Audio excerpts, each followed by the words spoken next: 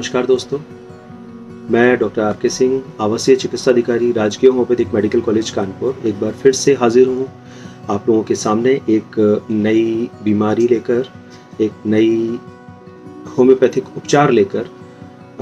तो आइए बात करते हैं इस बीमारी के बारे में।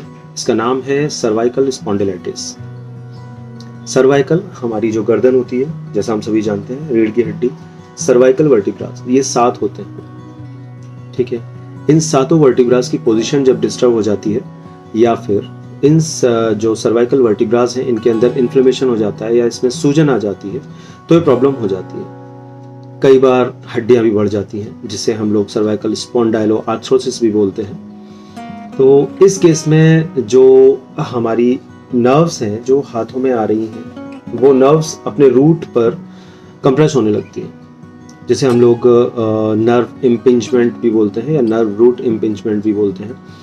ये नसें जब दबती हैं तो जो उंगलियां हैं, स्पेशली ये रेडियल नर्व जो हमारी 2 सप्लाई करती है, स्मॉल एंड रिंग फिंगर को, ये इसमें नम्बनेस आने लगती है।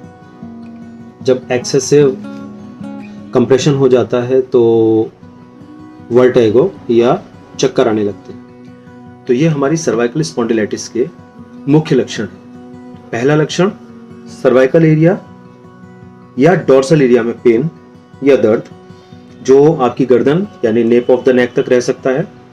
इट में extend upward towards the left side और योर राइट साइड, और इट में ट्रेवल टुवर्ड्स योर हैंड्स, और इट में travel towards downwards on your back. इसके अलावा vertigo, numbness in hands during sleep. Sometimes there may be a pain in chest which aggravates on pressure, and the same pain is feeling in the same area on the back. तो ये चीज याद रखिए कि कई बार जो है cervical spondylitis का पेन इतना भयंकर होता है, इतना शार्प होता है कि ऐसा लग सकता है कि कोई कार्डियक अटैक आया है, या it may be possible that it may be a gastritis pain. तो हम ये मानते हैं कि ये जो समस्याएं हैं, ये सारी की सारी, ये जो लक्षण है, जो सिम्टम्स हैं, ये सारे सिम्टम्स सर्वाइकल स्पॉन्डिलाइटिस के हैं। अब सबसे पहले आते हैं कि क्या कारण है सर्वाइकल स्पॉन्डिलाइटिस होने का। तो सबसे पहला कारण है हमारी लाइफस्टाइल। जितने भी लिटरेरी पर्सन्स हैं, जितने भी डेस्क वर्कर्स हैं, वो सभी लोग, जितने भी टीचर्स हैं जिनको लगातार कई घंटे अपनी गर्दन को झुका के काम करना पड़ता है, सारे ऑफिस बेयरर्स, ज्यादातर सभी लोग इस रॉन्ग पोजीशन की वजह से, इस गर्दन की लगातार काफी समय तक झुके होने की वजह से, इस कंप्लेन से, इस समस्या से सफर करते हैं। इसके अलावा वो सारे लोग जो गलत तरीके से लेट के तकिया लगा के मोबाइल देखते हैं, देखा होगा आपने, 2 तकिया लगा लेते हैं या तकिए को मोड़ लेते हैं, उसके बाद देख रहे हैं, फोन देख रहे हैं। ऐसे लोगों में भी, ऐसे बच्चों में भी ये प्रॉब्लम आ जाती है।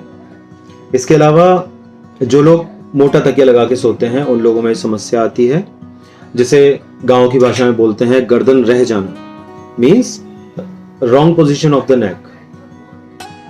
तो ये कुछ कारण है। इसके अलावा कुछ एक कारण है जो मैकेनिकल कारण है, जैसे लेडीज हैं पोछा लगा रही हैं, या मेड्स हैं पोछा लगा रही हैं, अचानक खड़ी हुई तो जो किचन की स्लैब होती है उससे टकरा जाती हैं, या फिर कोई सामान अगर सर पे उठाया गया है और वो अचानक से रख दिया जाता है तो जो झटका लगता है, इस झटके की वजह से भी समटाइम्स ये प्रॉब्लम हो सकती है। तो अब बात करते हैं कि ये प्रॉब्लम जब आती है तो हम क्या कर सकते हैं। तो सबसे इंपॉर्टेंट इसका मैनेजमेंट है।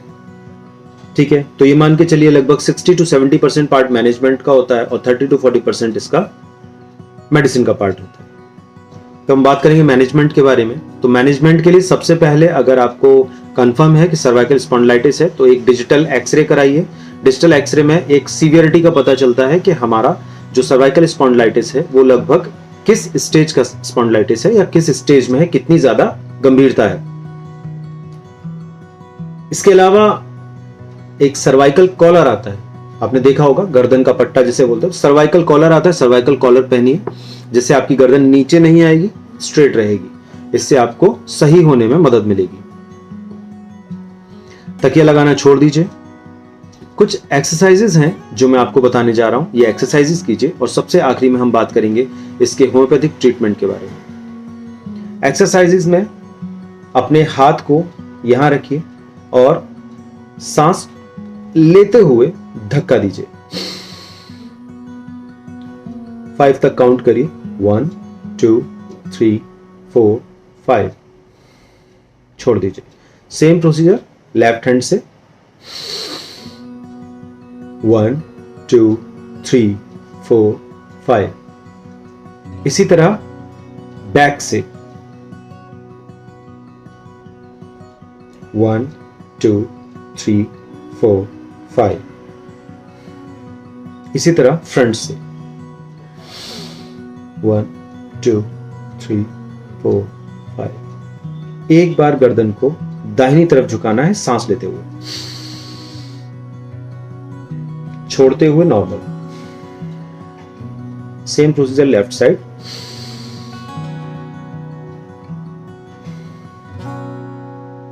ठीक है, ये एक एक्सरसाइज। दूसरी एक्सरसाइज, हाथों को कंधे पर रखिए और इनको घुमाइए। पहले क्लॉकवाइज पोजीशन में। याद रखिए जब आगे आएंगे तो कोशिश करिए आपकी कोहनियां मिले। 1 2 3। इस तरह से 10 टाइम्स। और अपोजिट भी जब जाएंगे तो प्रयास करिए कोहनियां मिले। 1 2 एंड 3। तो याद रखिए ये 2 एक्सरसाइज सबसे इंपॉर्टेंट है। तीसरी एक्सरसाइज, हाथ ऊपर करें, सर के पीछे लेके जाएं और दूसरे हाथ से कलाई पकड़ें और इसको खींचें जहां तक खींच सकते हैं। 5 तक count. 1 2 3 4 5। Same procedure left hand से। 1 2 3 4 5। तो ये थी वो एक्सरसाइजेस जो हम कर सकते हैं सर्वाइकल स्पॉन्डिलाइटिस को ठीक करने के लिए या उसको मैनेज करने के लिए। अब बात करते हैं होम्योपैथिक ट्रीटमेंट के बारे में। तो होम्योपैथी में इसका बहुत ही जबरदस्त और बहुत ही अच्छा ट्रीटमेंट अवेलेबल है। वो दवाएं जो बहुत कॉमनली काम आती हैं सर्वाइकल स्पॉन्डिलाइटिस के होम्योपैथिक ट्रीटमेंट में, मैं उनके बारे में बताने जा रहा हूं। सबसे पहली मेडिसिन है रस टॉक्सिकोडेंड्रोन।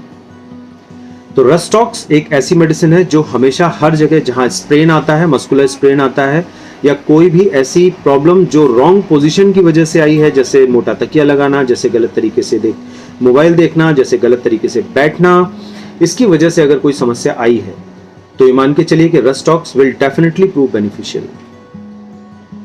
हम रसटॉक्स को 1 mg या 200 पावर में देते हैं और बहुत जल्दी रिपीट नहीं करते क्योंकि Rhus tox is a deep acting medicine. दूसरी मेडिसिन जो bellies of the large muscle, specially ये जो मसल है ट्रेपेजियस फैन शेप्ड मसल, इस पे स्पेशली काम करती है और जहां सबसे ज्यादा प्रभाव रहता है सर्वाइकल स्पॉन्डिलाइटिस का। तो if there is stiffness and drawing pain in the dorsum and cervical region, the medicine will be cimicifuga. तो सिमिसीफ्यूगा एक बहुत जबरदस्त मेडिसिन है जो सर्वाइकल स्पॉन्डिलाइटिस के लिए स्पेसिफिक है। The other medicine is conium. It is said that conium acts best on C7 vertebra. तो आपने देखा होगा कई लोगों के गर्दन के पीछे स्वेलिंग आ जाती है, तो स्वेलिंग को रिमूव करती है कोनियम।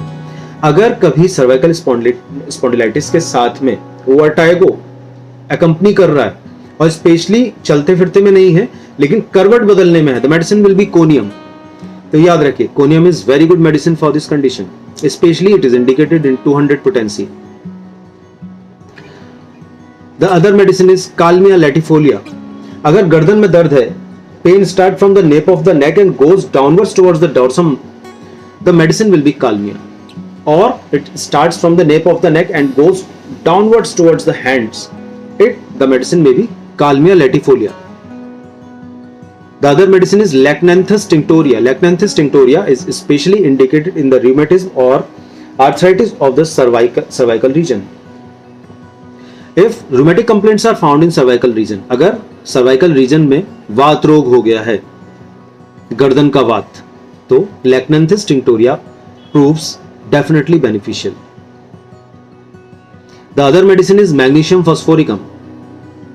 अक्सर कर जो पेन होता है वो गर्मी से या सिकाई से, फोमेंटेशन से, हॉट फोमेंटेशन से आराम होता है। It relieves from hot fomentation and the medicine on this symptom is which is indicated is magnesium phosphoricum. It is indicated in especially in 6x potency. तो याद रखिए कि मैगफॉस बहुत अच्छी मेडिसिन है, आपको कोई पेन किलर देने की जरूरत नहीं है। आधा कप गर्म पानी में थोड़ा तेज गर्म पानी लीजिए और उसमें 4 गोलियां मैग्नीशियम फॉस्फोरिकम की घोल दीजिए और उसको चाय की तरह पीजिए। डेफिनेटली आपका पेन कुछ ही समय में छूमंतर हो जाएगा। अब बात करते हैं सर्वाइकल स्पॉन्डिलाइटिस के दूसरे सिम्टम्स, जैसे अगर pain nape of the neck से स्टार्ट हुआ है और राइट हैंड में जा रहा है, दाहिने हाथ की तरफ जा रहा है, the medicine will be sanguinaria canadensis. It is very good medicine from right frozen shoulder as well as cervical pain goes towards right hand. यही सेम चीज अगर लेफ्ट हैंड में है, the medicine will be bryonia and kalmia latifolia. तो ये थी main medicine. अच्छा, अगर हम डिजिटल एक्सरे पेशेंट का कराते हैं और जो सर्वाइकल वर्टिब्रास है वो उनकी हड्डी बढ़ी हुई हमें मिलती है, एक्सोस्टोसिस मिलती है, सर्वाइकल जो स्पाइन्स हैं, जो स्पाइक्स हैं वो बढ़े हुए मिलते हैं, ठीक है। तो the medicine will B Calcarea floor. It is very good medicine to remove the extra deposition of the calcium or exostosis, जिसकी वजह से जो नर्व्स हैं वो कंप्रेस होती हैं और सर्वाइकल स्पॉन्डिलाइटिस के सिम्टम्स आते हैं, ठीक है। तो ये थी मेन मेडिसिन जो सर्वाइकल स्पॉन्डिलाइटिस में काम आती हैं। अगर सर्वाइकल स्पॉन्डिलाइटिस का पेशेंट सो रहा है और सोते सोते पेशेंट की उंगलियों में झंझनाहट हो रही है, वेदर अल्नर नर्व और मीडियन नर्व या रेडियल नर्व, कोई भी कंप्रेस हो रही है और जिसकी वजह से हाथों में झंझनाहट आ रही है, पूरे हाथ में या 2 उंगलियों में या 1 उंगली में या किसी भी पार्ट में अगर झंझनाहट आ रही है, नमनेस आ रही है, the medicine will be hypericum perfoliatum. Hypericum perfoliatum अगर 200 पोटेंसी में बीडी दे दी जाए तो 2 या 3 दिन के अंदर ये नमनेस खत्म हो जाती है। मींस ये नमनेस हाइपेरिकम की वजह से नहीं, बल्कि हाइपेरिकम कुछ इस तरह से हील करती है उस कंप्रेशन को कि वहां पे कंप्रेशन कम हो जाता है और जो नमनेस की समस्या है वो समाप्त हो जाती है। तो दोस्तों ये थी मेन मेडिसिन, ठीक है, जो सर्वाइकल स्पॉन्डिलाइटिस में काम आती है। अगर सर्वाइकल स्पॉन्डिलाइटिस के साथ नर्व कंप्लेंट जुड़ी है तो एक तो मैंने आपको हाइपेरिकम बताई, एक और मेडिसिन जो इतना ज्यादा अगर कंप्रेशन हो जाए कि हाथों में नमनेस के साथ थोड़ा सा यानी सेंसरी डिस्टर्बेंस के साथ मोटर डिस्टर्बेंस भी आ जाए, यानी उसके चलने में उसके जो पकड़ने की क्षमता है वो कम हो जाए, यानी उसके अंदर वीकनेस आ जाए, सेमी पैरालिसिस वाले सिम्टम्स आ जाए, the medicine will B Causticum. It is very good medicine. इसी तरह से एक और मेडिसिन है जलसीमियम। Hypericum, Causticum and जलसीमियम, these 3 medicines are very good for cervical spondylitis accompanied with nervous complaints. तो जलसीमियम में क्या, जलसीमियम में नेप ऑफ द नेक से स्टार्ट होता है पेन और goes upwards and settle over the forehead और बोथ सुप्राऑर्बिटल रीजन्स। और पेशेंट में वही जो जलसीमियम का पुराना है, dullness, dizziness, drowsiness with tremors, patient is chilly and thirstless. तो ये कुछ मेडिसिन थी जिनके बारे में हमने बात की। तो दोस्तों ये आपको मैं एक बार फिर बताना चाहूंगा कि मेडिसिन का रोल सर्वाइकल स्पॉन्डिलाइटिस में बहुत लिमिटेड है, लेकिन डेफिनेटली होम्योपैथी प्रूव होती है बेनिफिशियल अगर आप साथ में मैनेजमेंट करते हैं, वो एक्सरसाइजेस करते हैं जो मैंने आपको बताई हैं। तो अगली बार फिर मिलेंगे, एक बार फिर से एक नए टॉपिक के साथ, एक नई डिजीज के साथ, एक नए होम्योपैथिक ट्रीटमेंट के साथ, बहुत आसान सी भाषा में। मैं डॉक्टर आर.के. सिंह आपसे विदा लेता हूं। अगर मेरा चैनल आपको अच्छा लगा हो तो इसको लाइक, शेयर और सब्सक्राइब करना मत भूलिएगा, शायद आपका एक शेयर किसी के काम आ जाए। Thank you.